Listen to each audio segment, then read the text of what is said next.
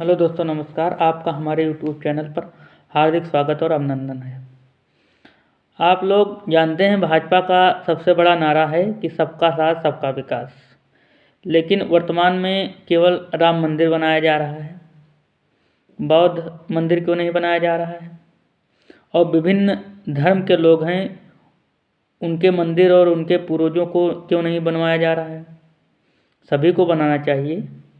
केवल राम के बन जाने से सभी धर्म थोड़े ही ना अपना स्थान प्राप्त कर लेंगे। सभी के धर्म अलग अलग हैं। भारत जो है भिन्नता और विभिन्नताओं वाला देश रहा है, लेकिन वर्तमान में भारत के नेता जो हैं, वर्तमान भारतीय जनता पार्टी जो है वो राम के मंदिर पर केवल फोकस किए हुए है।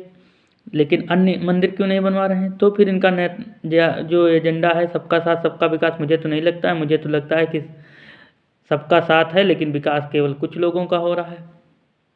डॉक्टर भीमराव अम्बेडकर की भी मूर्ति बनवानी चाहिए, पेरियार की भी मूर्ति बनवानी चाहिए, ज्योतिबा राव फुल्ले की भी मूर्ति बनवानी चाहिए, लेकिन ये लोग केवल राम की मूर्ति बनवा रहे हैं। और पहली भारत की जो शिक्षिका रही हैं सावित्रीबाई फुले और फातिमा शेख, इनकी भी मूर्ति बनवानी चाहिए।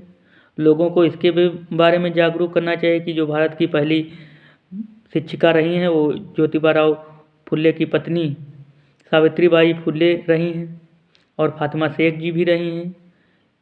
और ये बीच में सरस्वती देवी को ले आते हैं कि सरस्वती देवी का कितना योगदान रहा है शिक्षा में, इसका भी जिक्र होना चाहिए।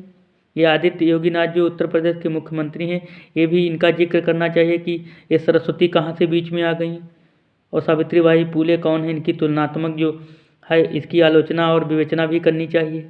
कहाँ पर कैसे क्या हुआ है, इतिहास के पन्नों में क्या गड़बड़ घोटाला हुआ है। जो एजुकेशन नेशनल पॉलिसी 2020 लागू की गई, इसमें शिक्षा को गर्त कर दिया गया है। शिक्षा में अशिक्षा फैलाने का काम किया गया है। हर साल एक सालाना एग्ज़ाम होता था, अब सेमेस्टर वाइज एग्ज़ाम हो रहे हैं। सलेबस में अनर्गल चीज़ें मिलाई जा रही हैं। इतिहास के पन्नों को बदला जा रहा है। क्या सच है क्या झूठ है, इसका जिक्र नहीं हो रहा है, बल्कि वही सब झूठी अफवाहें और कर्मकांड किताबों और सलेबसों में शामिल किया जा रहा है। डॉक्टर भीमराव अम्बेडकर के सपनों का भारत बनाइए, भगत सिंह के सपनों का भारत बनाइए, ऊधम सिंह के सपनों का भारत बनाइए। राम के मंदिर से क्या हो पाएगा कि राम के मंदिर से सब शिक्षा और रोजगार और शिक्षा जो है सब सही हो जाएगी, किसानों की स्थिति सुधर जाएगी? मुझे तो नहीं लगता है कि किसानों की स्थिति राम के मंदिर से सुधर जाएगी। अगर सुधरना होता तो इतने दिन से नहीं सुधरी, अब क्या सुधरेगी? तो भगत सिंह के सपनों का भारत बनाइए, कार्ल मार्क्स के सपनों का भारत बनाइए। इनके सबके सपनों का भारत बनाने से भारत जो है उज्जवल स्थिति में जाएगा। अब तक जो इसी सब क्रमों में कार्य हुआ होता तो भारत पांचवी अर्थव्यवस्था में ना कर पहली अर्थव्यवस्था में बन जाता। और जो ये पांचवी अर्थव्यवस्था जहाँ पर मीटिंग होती है भाजपा के नेता वहाँ बताते हैं कि पांचवी अर्थव्यवस्था में भारत पांचवें स्थान पर आ गया, तो अच्छी बात है, लेकिन प्रति व्यक्ति आय में कहाँ पर चला गया इसके बारे में पता है? हम सूर्य पर चले गए, चंद्रमा पर चले गए, लेकिन गाँव में लोग नाली में उतर रहे हैं। खड़ंजा नहीं है, वहाँ पर ईंटें नहीं लगी हैं, वहाँ पर रोडें नहीं हैं, पानी की व्यवस्था नहीं है। चंद्रमा पर जाने से क्या होगा?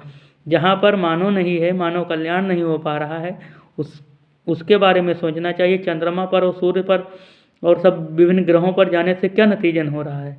आपको पता होना चाहिए कि खुशहाली सूचकांक में भारत कितने स्थान पर है। ये जो फिनलैंड, नॉर्वे और स्विट्जरलैंड, ये सब विभिन्न देश हैं, ये कभी पर चंद्रमा पर और सूर्य पर नहीं जाते हैं। भारत ही केवल सूर्य पर क्यों जाता है?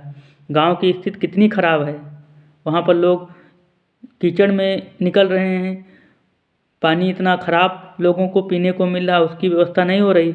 वह चंद्रमा पर जा रहे हैं। चंद्रमा पर जाने से क्या गाँव की स्थिति सुधर जाएगी? मुझे तो नहीं लगता गाँव की स्थिति सुधर जाएगी।